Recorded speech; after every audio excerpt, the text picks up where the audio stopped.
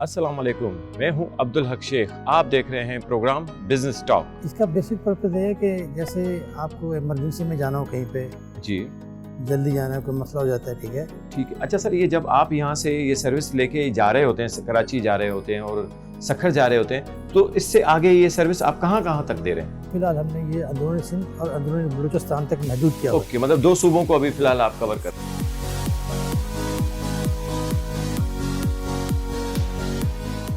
हम commercial pilot तैयार करते हैं यहाँ पे माशाल्लाह। बहुत सारे हमारे पायलट ट्रेन जो कि एयरलाइनों में जा चुके हैं।